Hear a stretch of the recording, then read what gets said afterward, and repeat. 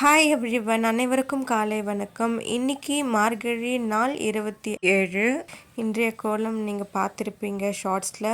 எனக்கு ரொம்ப எங்கள் வீட்டு கோலம் பிடிச்சிருந்ததுங்க. இந்த கோலம் போட வந்துட்டாவே ரொம்ப அழகான விஷயங்கள் எல்லாம் நடக்கும். ஏன்னா 6 மணி ஆனால் டான்னு பெல் அடித்த மாதிரி குயில் சத்தம் கேட்க ஆரம்பிச்சிடும். அதோட இந்த கோலமெல்லாம் வண்ணமயமாக இருக்கும். அப்புறம் நம்மளுடைய பூக்கள் எல்லாம் அந்த காற்றோடு சேர்ந்து நறுமணமும் செம்மையாக இருக்கும். அந்த டைமில் கோலத்துக்கு நடுவில் வைக்கிற தீபம், அதிலிருந்து கிடைக்கும் பிரகாசமான ஒளி, வத்தி சாம்பிராணி ஏற்றி வைக்கிறோம் இல்லைங்களா, அந்த டைமுக்கு இது எல்லாமே சேர்ந்து கொடுக்குற ஒரு ஃப்ரெஷ்ஷான ஒரு ஃபீலும், அந்த கொடுக்குற குட் வைப்ஸும் இருக்குங்களே, அதை அனுபவிக்கிறவங்களுக்கு மட்டும்தாங்க தெரியும். இது கூட இன்னும் அழகான விஷயங்கள், அம்மாக்கள் காலையிலே எழுந்திரிச்சு ஃப்ரெஷ்அப் ஆகிட்டு புது புடவைகளை கட்டிக்கிட்டு அந்த கொலுசு வளையல் சத்தத்தோடு அந்த கோலங்களை போடும்போது அவ்வளோ அழகாக இருக்கும். ஏங்க 80s and 90s kids girls எல்லாம் இருக்காங்களே, அவங்கெல்லாம் போடுற பாவாடை தாவணி இருக்குது பாருங்கள், அந்த கலர் காம்பினேஷனும் அடாடா அவ்வளோ சூப்பராக இருக்கும். டார்க் ப்ளூ தாவணி, blue colour skirt, pink colour தாவணி, green colour skirt, red colour தாவணி அண்ட் எல்லோ கலர் ஸ்கர்ட், இப்படி அழகழகான கலரான தாவணிகளெல்லாம் இருந்திருக்கு. ஏன் என்னோடய கிளாஸ்மேட் பொண்ணு கூட தாவணி கட்டிட்டு வருவாங்க சாட்டர்டே ஆனால் ஸ்கூலுக்கு. நல்லா லாங் ஹேர் இருக்கும் அந்த பொண்ணுக்கு, அவ்வளோ அழகாக இருக்கும். நான்லாம் என் லைஃப்பில் 2 முறை தாங்க தாவணி கட்டினேன். ஒன்று டான்ஸ் காம்படிஷனுக்காக, இன்னொன்று ஏதோ ஒரு ஃபங்க்ஷனுக்காக கட்டிட்டு போனது. அப்புறம் எங்கள் கோலத்தில் ஏற்கனவே இந்த மேல் பார்டர் இருக்குது பாருங்கள், நாங்கள் ஒரு லைன்ஸ் தான் போட்டிருந்தோம். இப்போ அதுக்கும் குட்டி குட்டி லைன்ஸ் இழுத்து விட்டுருக்கோம். இது பிடிச்சிருக்கா, ஏற்கனவே ஒத்த லைன் மட்டும் போட்டிருந்தோமே அது பிடிச்சிருக்கா அப்படின்றத எனக்கு மறக்காமல் கமெண்ட் பண்ணுங்கள். மறக்காமல் பாவாடை தாவணி யார் யாருக்கெல்லாம் பிடிக்கும், எந்த கலர் பிடிக்கும் அப்படின்றது எனக்கு கமெண்ட் பண்ணுங்கள் மறக்காமல். இந்த அதிகாலையில் போடுற கோலத்தில் நிறைய டிஸ்கஷன்ஸ் எனக்கும் எங்கள் அம்மாவுக்கும் நடக்கும். இந்த கலர் கோலமாவு போடுங்கன்னு நான் சொல்ல, இது வேண்டாம் இந்த கலர் போடலாமேன்னு அவங்க சொல்லுவாங்க. அம்மா ஒரு சில கோலம் போடணும்னு பிளான் பண்ணி வருவாங்க. திடீர்னு நான் அதை டைவர்ட் பண்ணி விட்டுருவேன். அந்த நேரத்தில் சில கோலங்கள் கொலாப்ஸாக இருக்கிறதெல்லாம் இருந்திருக்கு. ஆனால் இன்றைக்கி போட்ட கோலம் அம்மா ஃபுல் அண்ட் ஃபுல் அவங்களே பிளான் பண்ணி போட்ட கோலம். ரொம்பவும் அழகாக இருக்குல்ல. எங்கள் வீட்டு கார்டனில் பூத்த பூக்கள் இன்றைக்கி இவங்க ரொம்பவும் அழகாக இருந்தனால இன்றைக்கி உங்ககிட்ட காமிச்சேன்.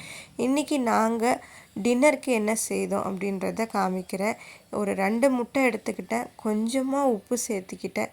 இதை நல்லா பீட் பண்ணிக்கோங்க, இந்த மாதிரி மிக்ஸ் பண்ணி வச்சுக்கோங்க. இட்லி பாத்திரத்தில் கொஞ்சமாக தண்ணி ஊற்றி ப்ரீஹீட் பண்ணி வச்சுக்கோங்க. அதுக்கப்புறமா இதை வச்சுட்டு மூடி போடுங்க. எக்கு வெந்ததுக்கப்புறமா ஒரு 5 நிமிஷம் எடுத்துக்கும்.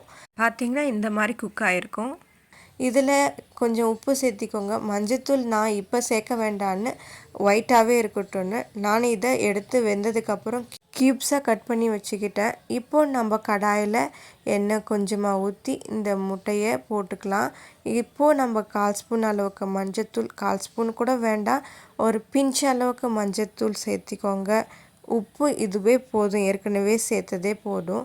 இது கூட ஒரு 1/4 ஸ்பூன் அளவுக்கு மிளகாய்த்தூள், அதையும் நல்லா சேர்த்து இதை வறுத்து நீங்கள் எடுத்துக்கோங்க. சூப்பராக இருக்கும், பார்க்க பன்னீர் போலவே இருக்கும்.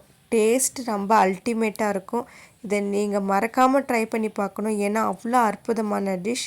இதை ஃப்ரை பண்ணி எடுக்க 2 மினிட்ஸ் தான் ஆகும். எக்கை ஃப்ரை பண்ணியாச்சு. இப்போ அதுலேருந்து நம்ம எடுத்துட்டோம். சேம் பேனில் கொஞ்சமாக எண்ணெய் ஊற்றிக்கோங்க. ஒரு 5 பல் பூண்டு எடுத்துக்கிட்டேன். நீங்கள் ஒரு கால் இன்ச்சு அளவுக்கு நீங்கள் இஞ்சி எடுத்துக்கோங்க. 2 வெங்காயம், 3 சின்ன சைஸ் தக்காளி, இதை எல்லாத்தையும் நல்லா ஃப்ரை பண்ணி எடுத்துக்கோங்க. நல்லா கொஞ்சம் வெங்காயம் கொஞ்சம் ஒரு 2 நிமிஷம் வதங்கட்டும். அதுக்கப்புறம் டொமேட்டோ போட்டுக்கோங்க. இப்போ நான் ஒரு 4 பச்சை மிளகாய் சேர்த்துக்கிட்டேன். அதுக்கப்புறம் நான் இதில் மிளகாய் தூளெல்லாம் சேர்க்க போகிறதில்ல, இதுவே போதுமானது. இதையும் நல்லா ஃப்ரை பண்ணிக்கோங்க.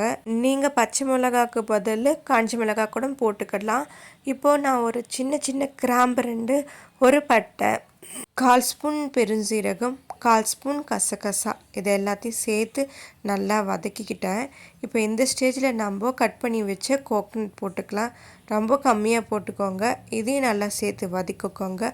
வதக்கினதுக்கப்புறம் தேவையான அளவுக்கு உப்பு நீங்கள் இந்த வெஜிடபிளுக்காக மட்டும் போடுங்க. இது கூட கொஞ்சம் கொத்தமல்லி புதினாவும் சேர்த்து வதக்குங்க. இது வதக்குனதுக்கப்புறம் நீங்கள் நல்லா ஆற வச்சு எடுத்துக்கோங்க. அதுக்கப்புறம் கிரைண்ட் பண்ணுங்கள்.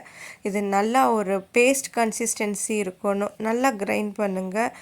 அப்போ தான் இது சூப்பராக இருக்கும். இப்போது அரைச்சிட்டு வந்ததுக்கப்புறம் நீங்கள் எண்ணெய் ஊற்றிட்டு சீரகம் ஒரு 1/4 ஸ்பூன் போட்டுக்கிட்டு தாளிச்சிக்கோங்க. இல்லை நீங்கள் கடுகெல்லாம் போட வேண்டாம், அதுவே தாளிப்புக்கு போதுமானது இந்த சீரகமே. இப்போ அரைச்சிட்டு வந்த பேஸ்ட் அதையும் நீங்கள் போட்டுக்கோங்க. அது கூட தேவையான அளவுக்கு நீங்கள் தண்ணி சேர்த்திக்கோங்க. நான் கேஷ்யூ போடாதனால கசகசா சேர்த்திக்கிட்டேன். அது கொஞ்சம் திக் கன்சிஸ்டன்சி தரும். அது இப்போ பாருங்கள், நம்ம இப்போ ஒரு 5-10 நிமிஷத்துக்குள்ளே நமக்கு அந்த கிரேவி ரெடி ஆயிடுச்சு. இந்த டைமில் நாம் வதக்கி எடுத்து வச்சோம் இல்லையா எக், அதையும் சேர்த்துக்கோங்க. அப்படியே பன்னீர் சேர்த்த மாதிரியே இருக்கும். டேஸ்ட்டு செம்மையாக இருக்கும்.